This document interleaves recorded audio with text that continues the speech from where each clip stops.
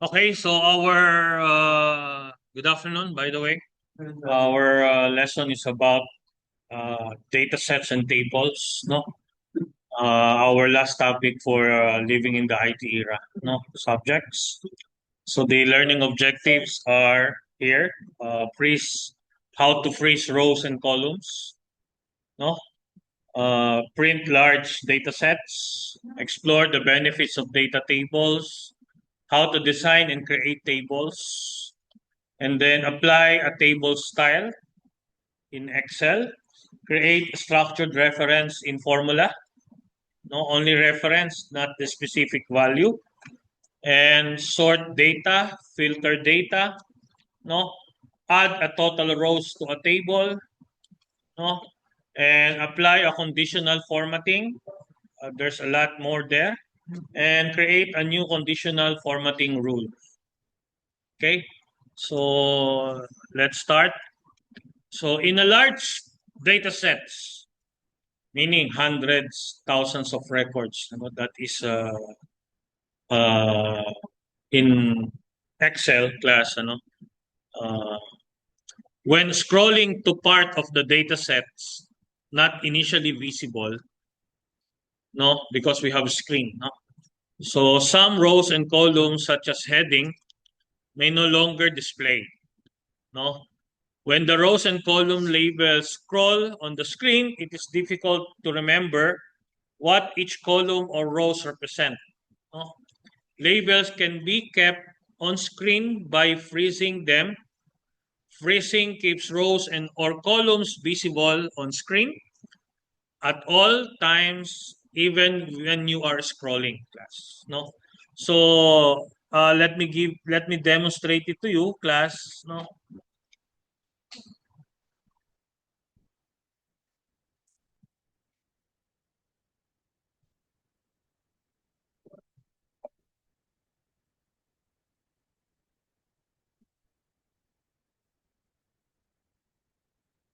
okay. So let me demonstrate it to you, class.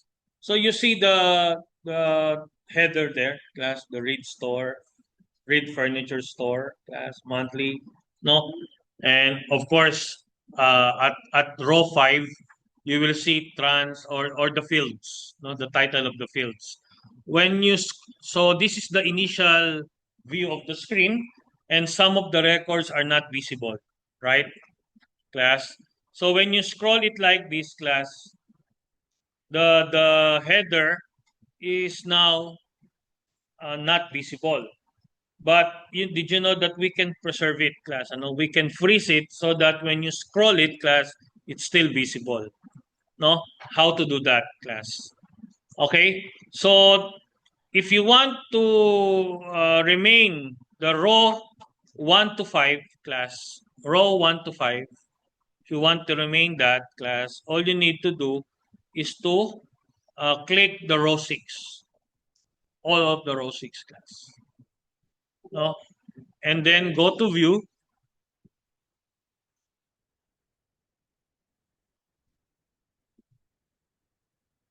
Go to view and then look for freeze pane. You're following? So, and then click freeze pane. Now you will see a vertical line there, signifying that particular rows are freeze. No? So when you scroll like this, class, you can see all records, no, with headers. Are you following? So if you can do that in rows, you can also do that in columns. No, example, you want to know, just to know the sales first name, like for example, okay, all we need to do, class, is to unfreeze muna yung before and then freeze pane. Okay, so the trans number operator and sales first will freeze as you uh, scroll.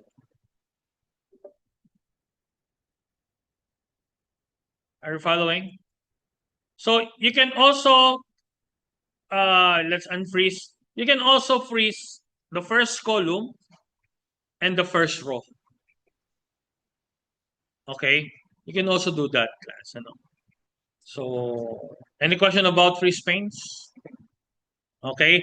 I hope you learned that. Ano? So, next class,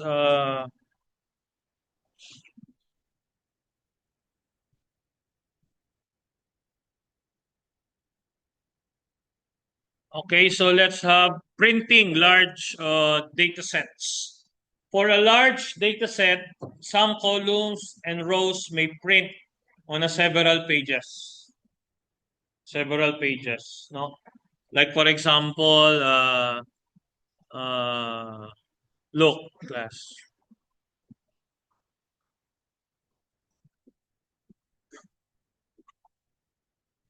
Okay, so when we print this class, print like this, no? So you will see the header class at the top, no? However, as the second page doesn't have any more header. Are you following? No header. Uh, so if you see that particular page without header, it's very difficult to remember, di ba? What kind of data is that?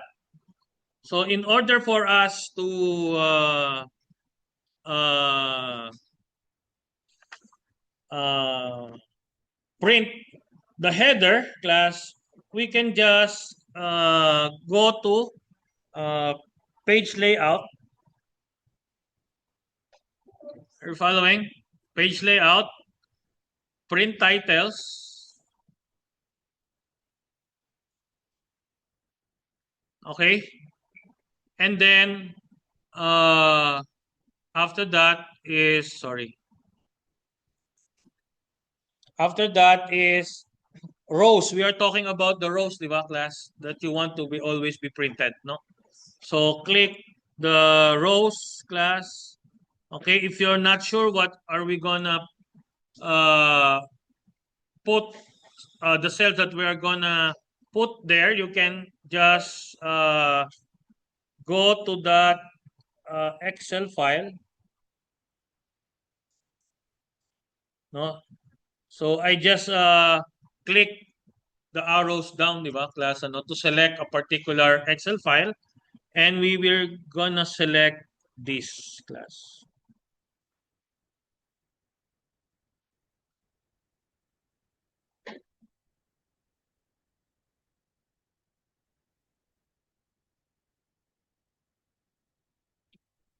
Yan. Sorry.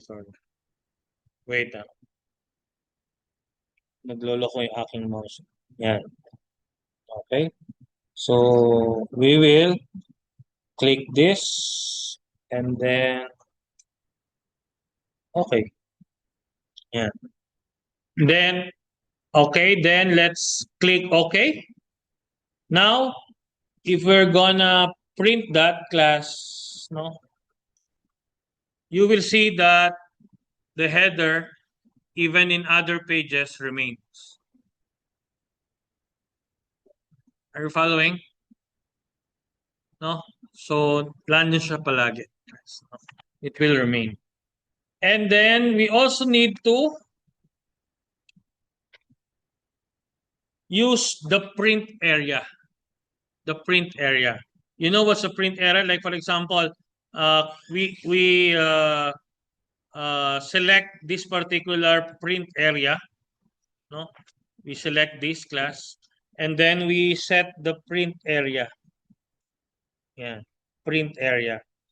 So when you click print class, no, you will just print that particular area, no, and then you can change the data there by scrolling.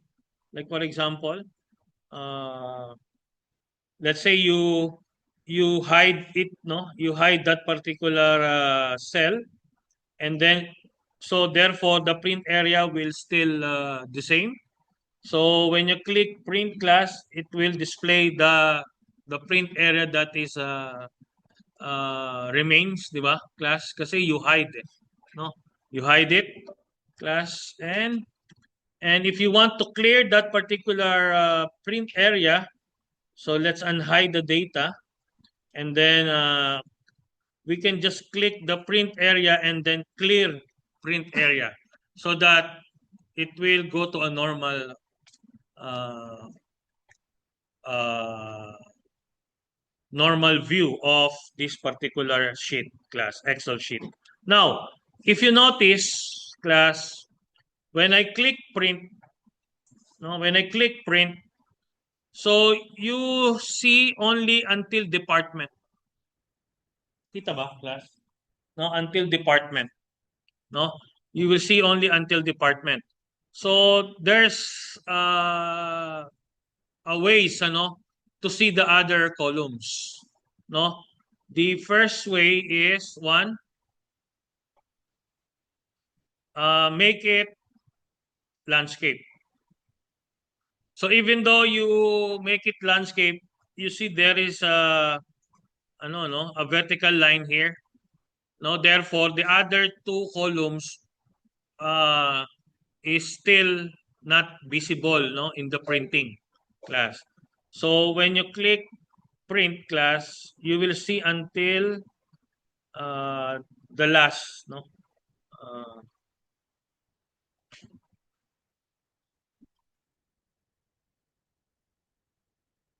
Yan, the last until pay type class, and until pay type class. So you can just adjust it like this class, no? Adjust, di ba? So that every column will be in one uh one page class, or one width, no, of every page. So you can click print. No, now you will see every columns, no, in a page class, no. Yan. Are you following, class? And then next is, or you can if you don't want to adjust the width of the cell, if you don't want to adjust that class, no, I sorry, if you don't want to adjust that class, you can uh, go to page layout, and then uh, kasi the width is automatic, ano, so you can adjust it in one page, no. So if this is automatic class, and then you click print, so you will see that until amount. Sorry, amount is the last, ano? Kasi it's 87% scale, eh. No, it means that it decreased the scale, no? And but if you want to make it 100%, no? 100% scale class, no? When you click print, you will not see the other two columns, no. So the other way to solve that class is to make it one page width. Okay, so if you make it one page width class and you print it, now you see every column of this particular Excel sheets, no. And class, listen, this is important, especially in the exam. Okay, then, but you will see it in a one page class, but you will notice the scale decrease. So it become 87%. No? So it's up to you. What do you want to do? Adjust the width of every columns, or make it one page.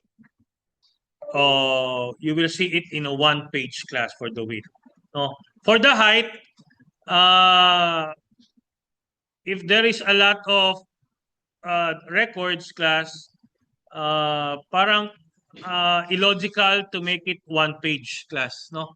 Kasi it will decrease, no, it becomes 29% class, ano? So if you want to see the print area, it's look like this. Kasi you put that only on one page, no? Which is not logical to do. So make it automatic and uh, do that uh, for the printings, no?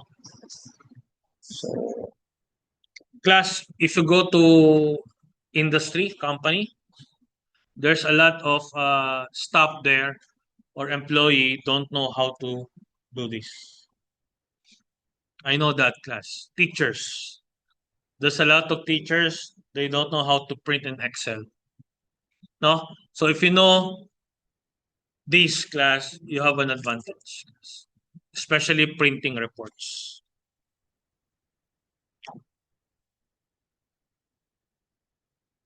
Okay?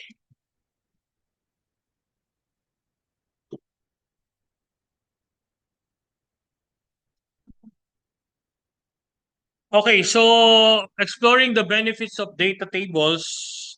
So when we speak of tables, it is a structured range that contains related data organized in a method that increases capability to manage and analyze information. So, class, if you see this, class, this is not yet considered as tables in Excel. Okay? If you want to create a table in Excel, it should look like this.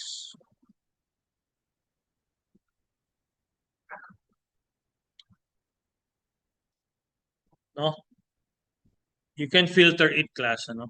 It's like a database. No? But here, we can change it as a table. How? Insert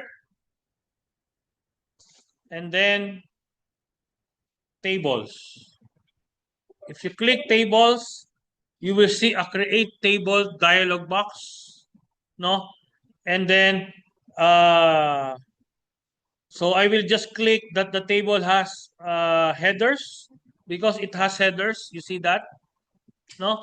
And then click OK. No? So, sorry, dapat na nakaselect. No? Control Z. Yeah, sorry.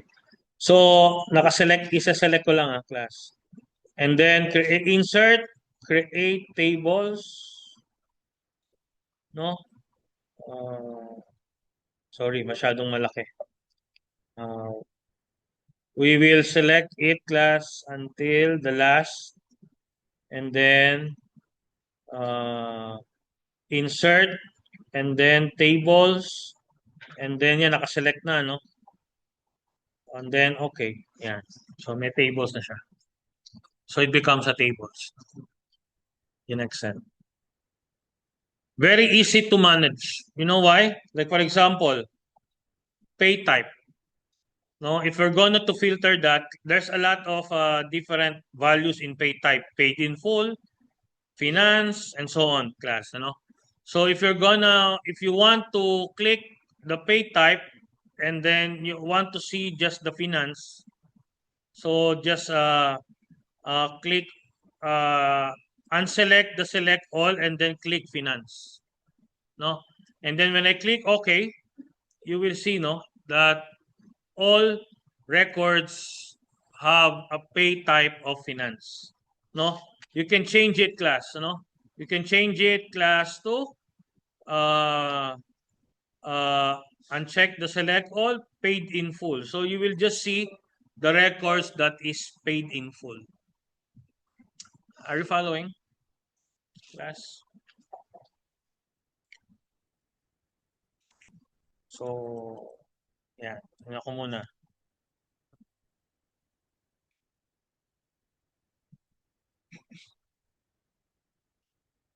Okay. So, here, table advantages heading remains on screen. Diba? Table styles easily format table rows and columns. Calculated columns enable the creation of editing of formulas, which I will demonstrate later. Calculated total rows enables the implementation of the summary functions. Structured references used instead of cell references in formulas.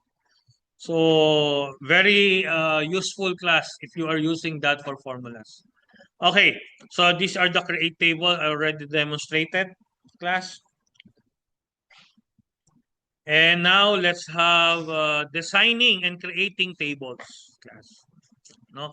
So I will demonstrate again.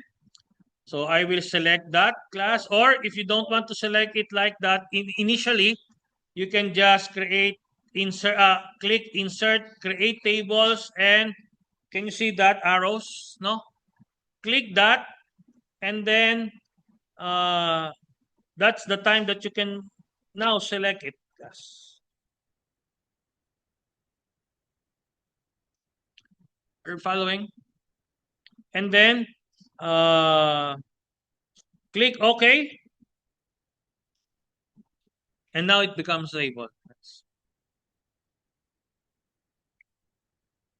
Wait, hindi ko yata nalagay na ano, na meron siyang header class. No? So again, insert table, these arrows, select class,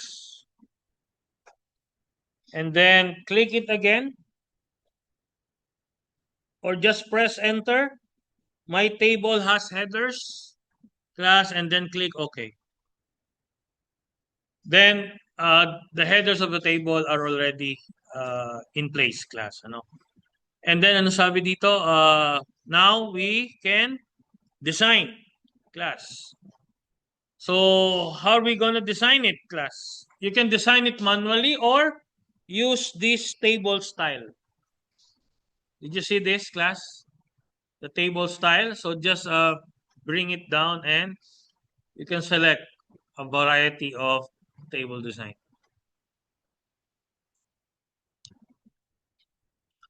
Are you following? Okay.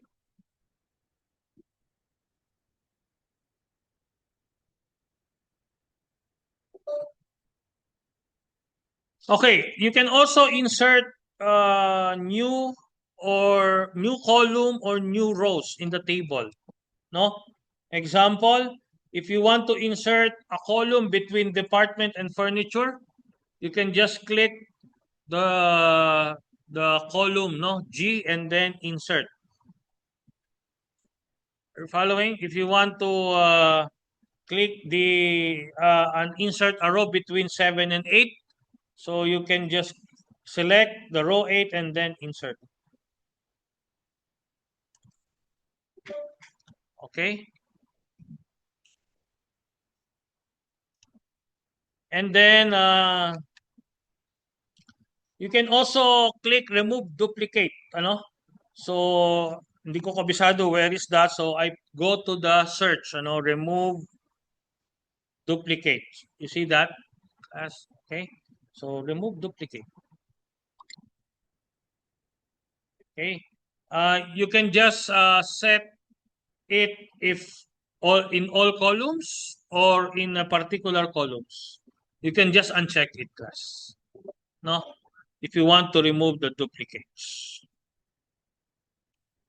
Next, this is how to apply style. Ano? I demonstrated already. So the table shows the table styles option. So merong header rows, total rows, and so on, class. And this style are already shown here, class. Table design. And you have to select the table first. No? And click the design. Whatever design you want. Okay. Whatever design.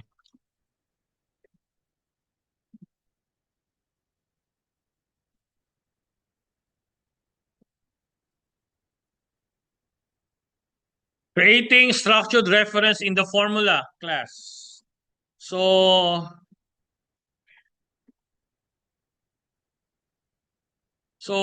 structured reference is a tag, no? Or I use a table element such as the field headings as a reference in a formula. So the use of the field heading without row references in a structured formula is called an unqualified reference. However, a formula that includes reference with a table name is called a fully qualified structured reference. So how we're gonna do that, class? Okay, so let's open the Red Furniture Store, class.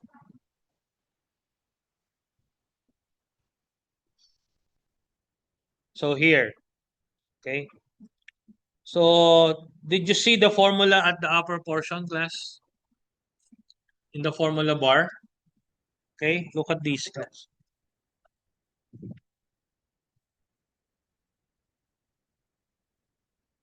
Okay, so when I click here, so you will see the formula here, di ba? So you already finished with the formula, right? In Excel 2, no? So here, no, if you want to use a table in a formula, so we have an if statement here, di ba? Then the reference here, no, which is the pay type. Okay? So si pay type, merong finance, merong paid in full, dalawa. No? Value. Okay, if pay type has a value of paid in full. Paid in full. So ito yon, class. Paid in full. Okay? This is the true. This is the false. Di ba? In if, merong true tsaka false. Okay. Pagka daw, if the pay type class has a value of paid in full, ang value na the value that's gonna put here is the amount. Is the amount, class. Ibig sabihin, if paid in full siya, kung ano yung value nito, class, ng amount, yun ang ilalagay niya, class. As you notice here, paid in full, okay, they put the amount. So it's the same. However, if it is false, class, amount, the value that you're gonna put here is the amount times D3. And this is absolute, ano? Okay, even you fill it, class, it's the same at D3. D3 is 25%. So you're gonna multiply the amount times 25%. So as you notice here, since that the pay type is not pay in full, therefore, we will multiply the amount times 25%, and that is 600 something here. Ano ba yun nandiyan? And that is 697. Therefore, 697 is 25% of 2788. Okay? And the formula at the last column, which is owed, class, is this. So the owed is equal to the amount minus the down pay. Diba? O down payment, class. So when you minus that, this is the amount owed. Pero if that is pay in full, are you following? So it becomes 0. Copy? Understand?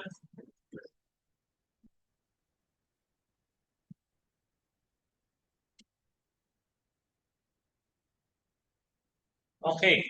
So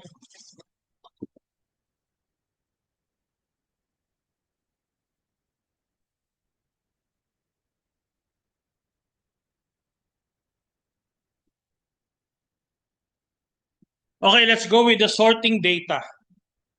So sorting data has different type: text, dates, values, and colors. So we can sort data based on that. Now, colors has a values also. Diba?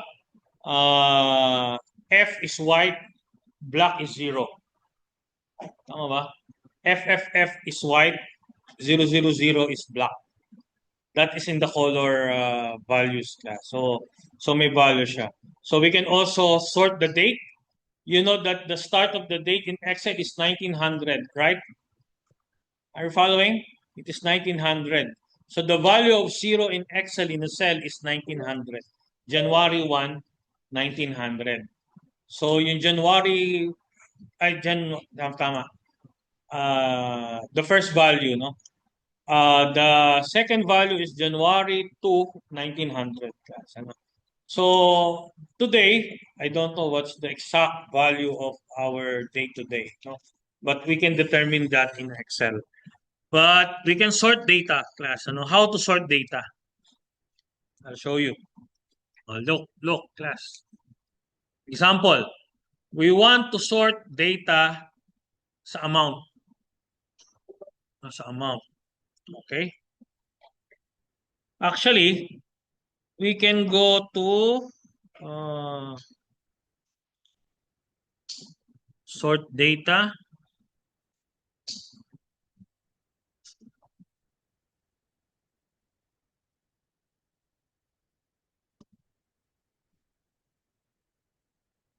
Okay? On the data tab, there is a sort here. No? Sort. Can you see this? So when you click that sort, they will ask, no, what? At this time, however, Jesus Christ, bring us and redeem the world. Let us pray. So we may pray together as we have one prayer. Pray. You died, Jesus, when the source of life flowed out for souls, and the ocean of mercies opened up for the O fountain of life, immeasurable divine mercy, cover the whole world and empty yourself out upon us. O blood and water which flowed out from the heart of Jesus, as a fountain of mercy for us, my trust in you. Holy God, Holy Mighty One, Holy Immortal One, have mercy on us and the whole world. Holy God, Holy Mighty One, Holy Immortal One, have mercy on us and the whole world. Holy God, Holy Mighty One, Holy Immortal One, have mercy on us and the whole world. Amen. Jesus, King of mercy, we trust in you.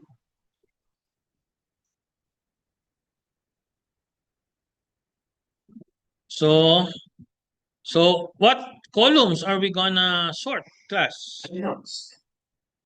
Announced. Son of God firmly upholds the sanctity of life and respect for human dignity. In view thereof, please be aware of the existence of unrecognized organizations which go against these values by recruiting students to coercion, compulsion, threat, and violence. These we will not tolerate in a Christian home of peace and love. Please report any act of recruitment or activity of unrecognized organizations to the Bennett Care Hotline 8726-2332, local 5310. We will strictly enforce the rules and implement the sanctions of exclusion or expulsion. Hence, we call all true parents to embrace the real meaning of them. We are one parent family. Okay, so let's continue. Okay, so what particular column? Again, I will repeat, class, ano, to those who is not listening, no? So click sort, go to data, click sort, and then they will ask you what particular column. So let's say we want to sort the amount, no? The amount, the same amount as a value. And then sort on cell values, color, font, it's up to you, class, no? And then let's say cell values for the meantime kasi there's no color values there, di ba? So smallest to largest or largest to smallest, no? So let's go first with the largest to smallest and then click OK. So you will see that the amount you see here is now sorted from largest to smallest. No, we can change it, class. No, so instead of largest to smallest, let's make it smallest to largest. Are you following? We can also change the things that we sort, class, or the type or column that we sort. So we can just click sort. Sorry.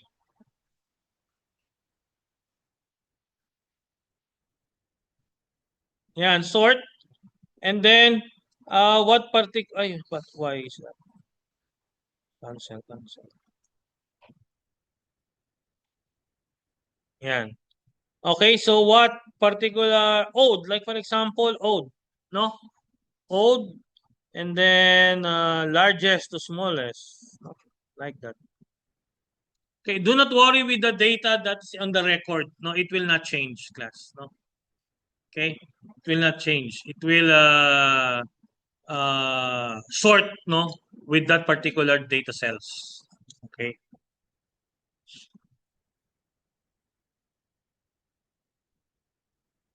Okay. So, any question about sorting data, class? Okay.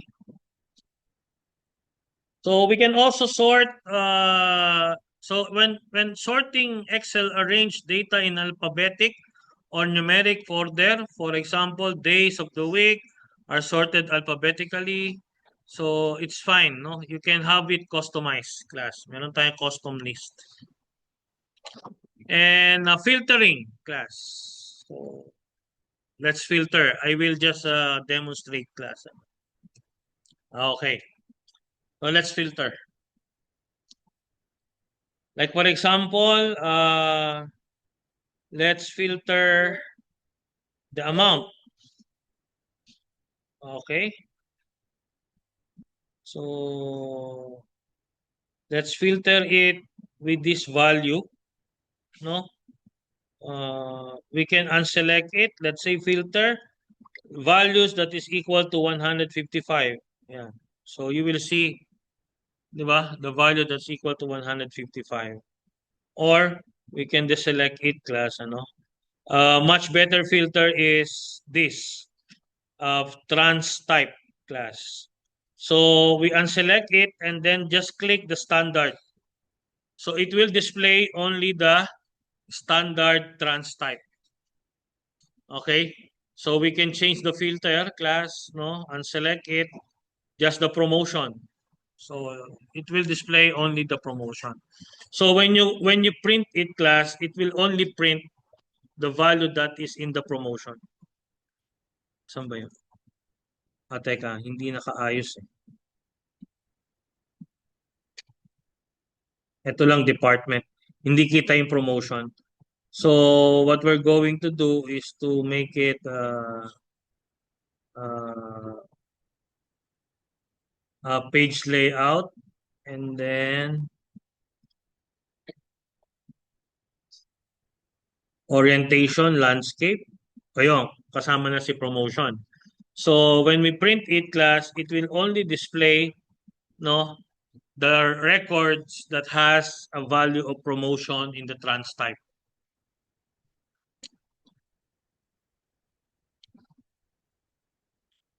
Okay, so next, let's filter. Uh,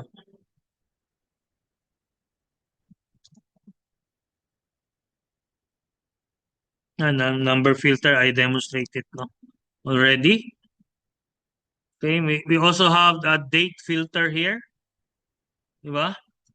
Meron din tayong date filter. We can just click the filter there, no? And in the date field class and filtering data sometimes itong custom auto filter equals to something. So pwede rin yan, class. To create a custom filter, the custom autofiller dialog box is used to create a complex filter. So ito medyo ano na for advanced user class for that particular filter. Okay? Okay, let's now go to subtotal class. Okay, look at this. Very important to class, ha? Kasama sa exam, no? This is part of the exam. Subtotal function. Okay? Look. Let's go here for the sum. Sum. Wait. Sorry. Dito ko lalagay. Sum class. This is sum. Okay? Sum of the amount. Hello? Are you with me? Look at this. Huh? Sum of the amount. So, in your early workshop guide, so if you want to get the sum of this column, di ba, we will just click equal at press equal and then sum. Are you following? And then open parenthesis. And then we are going to select all over on this last row. And then close and then enter.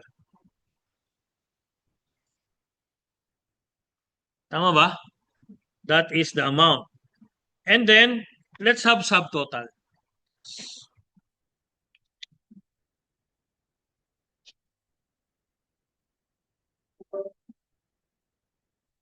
Subtotal. Okay, in subtotal, the formula is the subtotal function. Are you following? That's a function. And then, syempre, there is an open parenthesis.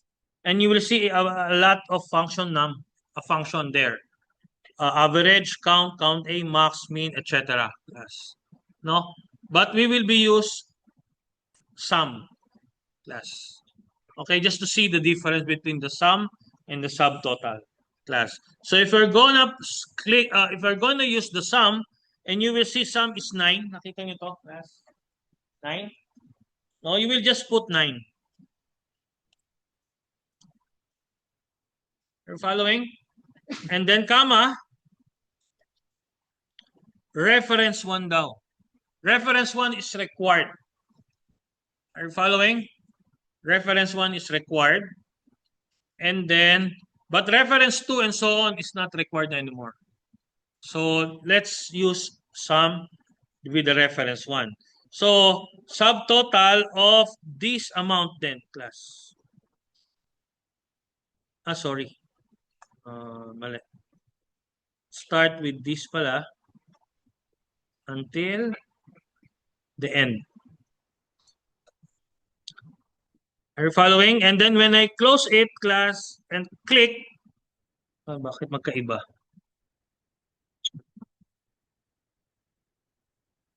I6, I107. I6, I107.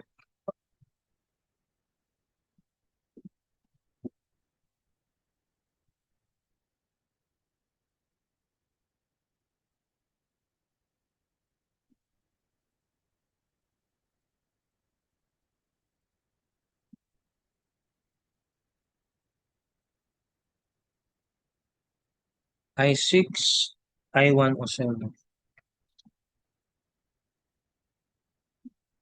It should be the same.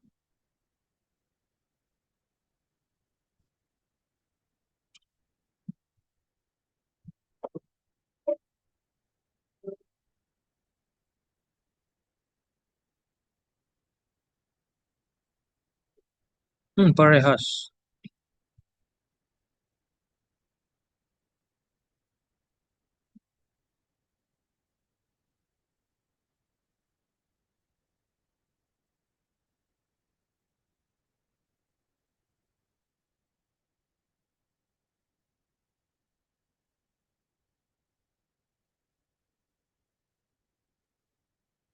Mhm.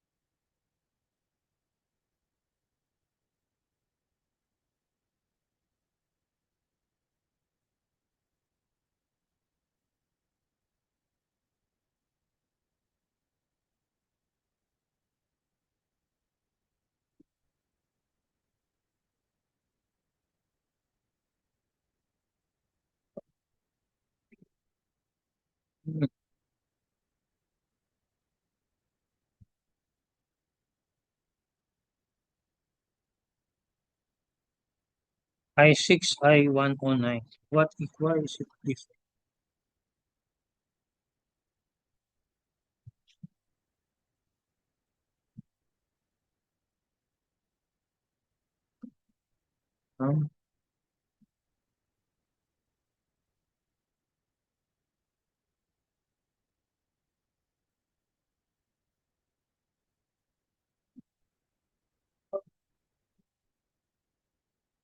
Or 6.5?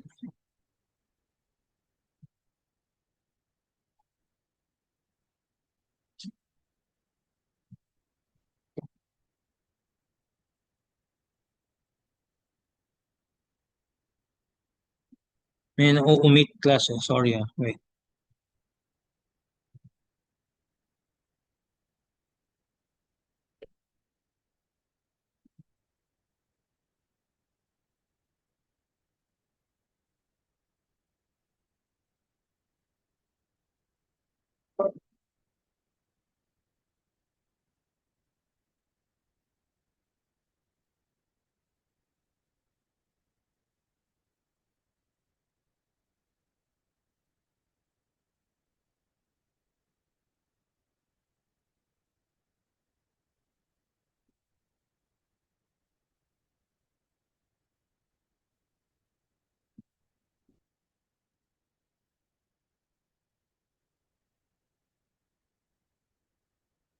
Yung there's something in the I column ano. Gagamitin ko si K class. Tignan natin kung parehas class ano.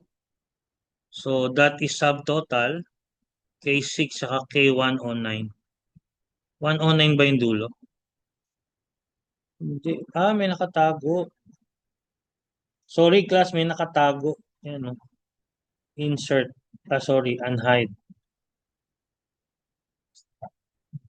Ayan o class. Between 107 and 109, there is a hidden something here. Ayun, class. This is the 109.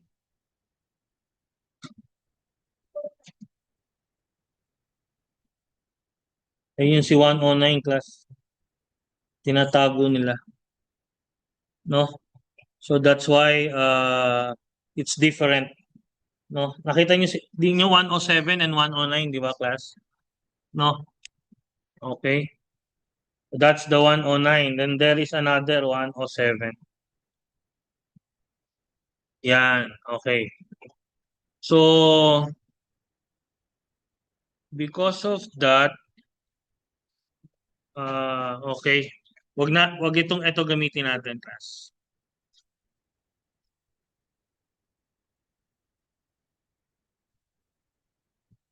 Okay, wag yan ang gamitin natin. Let's have another data class.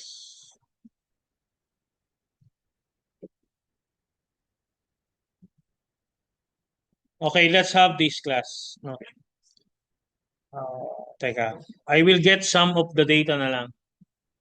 Ayan, class. Control C. And then let's have another sheet. Control V. Yan. Okay.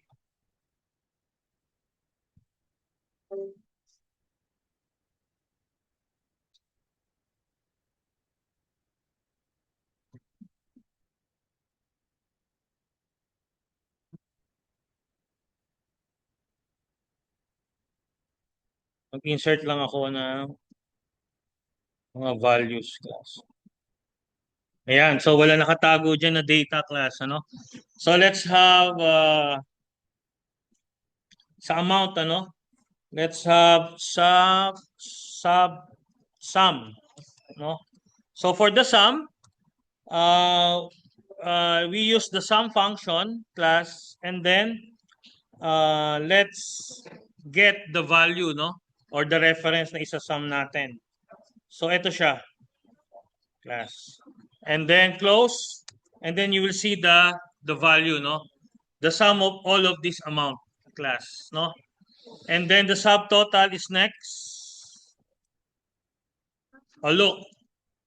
Hello. Class, listen.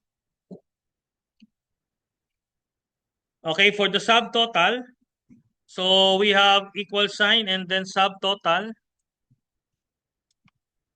Okay? I want you to see the difference between the sum and the subtotal, ano, class. So subtotal, we use 9, di ba? Sum, comma, and then the reference. The reference is like this, class. Parehas lang siya dun sa una. And then you will notice same value. Nakita nyo? Same value. Okay. Now, so at this moment, no difference between the subtotal and the sum. Now, let's filter. Let's create muna table. Insert table. My table has a value. Sorry. Let's yeah. So create table. My table has a value, and that's it.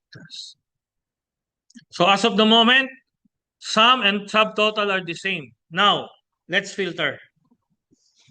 Let's filter the finance, the pay type, no? Only paid in full. Okay? So we filter it. What happened? Nabago yung subtotal. Class. So, and then let's change it, class. Finance lang. And nabago din yung subtotal. Na minus yung paid in full. Class. So, the sum doesn't change, but the subtotal change based on the data that is that you can view. So, let's say not for the trans type, let's have here only for mattress, di ba? So it will change. It will just add the value of that particular mattress. So that's the difference between the sum and the subtotal. Is that clear, class?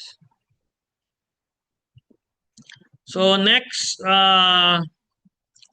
so we can use even the average, the count A, no? Napag-aralan niyo na ito before, di ba, class? In the function, formula and function. So that's how we use it. We just use the sum function. No? Just use the sum function. And let's have some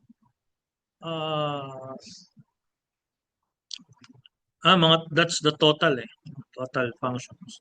So you will just add the total of all of these, class. Total. Dito tayo.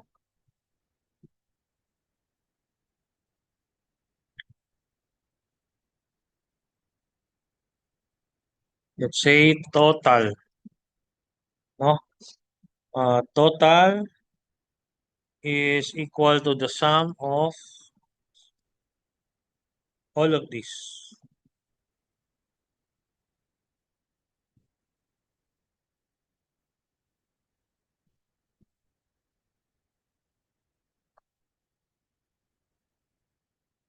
Close. Enter. And then you notice no that the other column immediately got the total values no of the remaining columns. No, that's the adding rows in a total. Adding a total rows to a table. And let's have conditional formatting, class. Okay, how to do that, class? Look, conditional formatting. So where is that conditional formatting? In the home and conditional formatting. So let's highlight the cell. Let's say greater than or less than a value. Okay, so we did not select any cells, so therefore it will select everything. So if you want, class, let's have just the amount. the amount class, no? And then conditional formatting or cell in a value, let's say greater than 10,000. Tama ba? What happened to any value that is greater than 10,000? It becomes light red filled with the dark red text. Or, balitan natin, uh, it will become red border. Tama ba? Okay, so yan. Lahat ng value greater than 10,000 merong red border. Pero hindi masyado kita eh. Teka, huwag na yung red border. So, conditional formatting, highlight text, less than ba to? Greater than pala. Sorry. Less than 10,000 na lang, class, no? Less than 10,000, it will green fill with dark green text. Lahat ng less than 10,000 has a green filled with dark green text, di ba? Are you following? Next, another formatting. Here, let us select again the formatting that the cell or the column that we need to conditional formatting. Colors. No? Yung colors, o green to yellow ang gusto mo, class. Okay? So, pagka green,